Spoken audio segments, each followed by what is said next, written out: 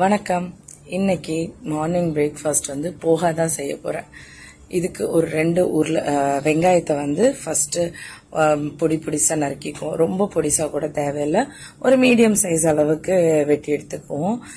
இதை தனியா எடுத்து வச்சுட்டு காரத்துக்கு ஏற்ற அளவுக்கு ஒரு 6ல இருந்து 7 பச்சை மிளகாய் நான் சேர்க்கிறேன். இது கொஞ்சம் ஸ்பைசியா தான் இருக்கும், பட் நல்லா இருக்கும்.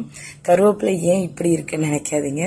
எப்பவுமே வாங்கின உடனே கரெக்டா உதிர்த்து டப்பால ஸ்டோர் பண்ணி வச்சிடுவேன். ஒரு சில நேரம் லேட்டா போய் வாங்கிட்டு வருவோம், நைட் ஆயிடும். ஸோ அந்த எமர்ஜென்சில உள்ள வச்சிடுறது மறந்து போய் அப்படியே யூஸ் பண்ண ஆரம்பிச்சிருவேன். இதுக்கு கூட ஒரு 2 உருளைக்கிழங்கு தோல் சீவி அதையும் மீடியம் சைஸ் கட் பண்ணி வச்சுக்குவோம். இது கொஞ்சம் ஒரு மீடியம் ஃப்ளேம்ல வச்சுதான் வேக வைக்கிறதுனால அதுக்கு ஏத்த மாதிரியே கட் பண்ணி எடுத்துக்குவோம். ரொம்ப பெருசா இருந்துச்சுன்னா வேகிறதுக்கு ரொம்ப டிலே ஆகும். ஸோ இந்த அளவுக்கு நான் கட் பண்ணி எடுத்துக்கிறேன். எல்லாமே கட் பண்ணிட்டு மேக்சிமம் நான் ஒரு முன்னாடி என்ன பண்ணுவேன்னா வேலையெல்லாம் முடிச்சுட்டு தான் நான் டேபிளை கிளீன் பண்ணுவேன். இந்த ஹேபிட்டை நான் கொண்டு வர்றதுக்கு ரொம்ப காலம் ஆச்சுன்னே சொல்லலாம். அந்த டைமே வேலையை முடிச்சிட்டோம்னா கிச்சனும் கொஞ்சம் கிளீன் ஆயிடும்.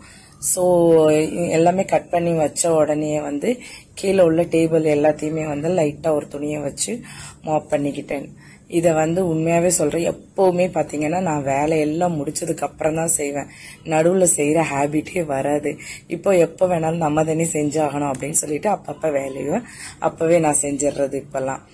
இதுக்கப்புறமா போஹா செஞ்சிருவோம். ஒரு 3 டேபிள் ஸ்பூன் அளவுக்கு எண்ணெயை விட்டுக்குவோம்.